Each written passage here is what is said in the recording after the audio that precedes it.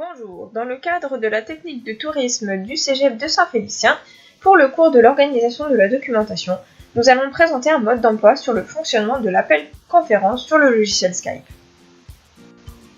Qu'est-ce que le logiciel Skype? C'est une application ou une plateforme permettant de communiquer en appel direct par appel vidéo depuis notre compte Microsoft.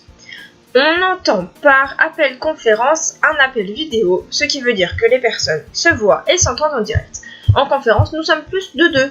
Nous allons vous présenter les différentes façons de vous connecter à Skype. Il y a 4 manières avec 4 outils différents. En premier, le Skype pour bureau. Pour l'obtenir, il vous suffit d'aller sur le site de Skype et de télécharger le logiciel. En deuxième, le Skype via l'application Windows. Il est normalement déjà installé dans votre ordinateur si celui-ci est sous Windows 10. Si ce n'est pas le cas, il vous suffit de vous rendre sur Windows Store et de télécharger l'application.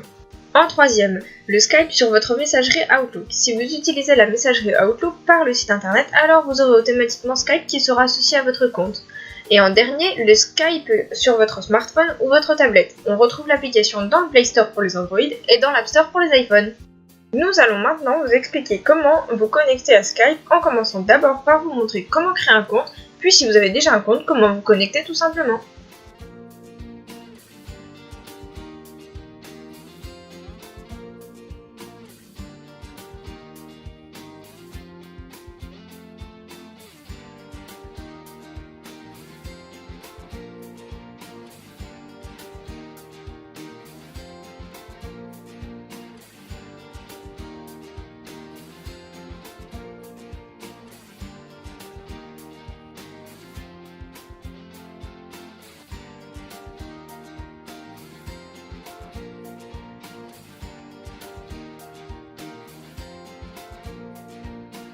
Passons aux appels, il y en a deux types. Le premier est l'appel simple, c'est-à-dire qu'on entend uniquement, et le deuxième c'est l'appel vidéo, donc on entend et on voit. Cet appel est très pratique lorsqu'on veut voir une personne pour un entretien d'embauche à distance ou voir un membre de sa famille par exemple.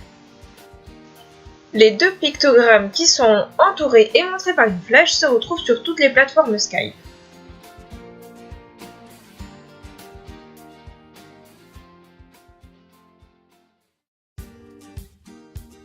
Nous allons vous montrer comment créer une conférence Skype. Il vous suffit d'ajouter une personne à une conversation que l'on a déjà avec une autre. Cela crée automatiquement un groupe avec les deux personnes concernées. De là, vous pouvez rajouter autant de personnes que vous le souhaitez. Voici l'exemple d'un appel avec 3 personnes. Nous allons vous présenter comment rejoindre un appel conférence. Si un appel conférence est déjà entamé, vous pouvez rejoindre l'appel de vous-même.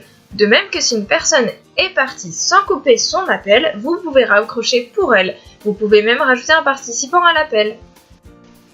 Avec Skype, vous pouvez écrire des messages, partager des images, des fichiers, des messages vidéo si une personne ne répond pas à votre appel, des contacts Skype et envoyer des emojis.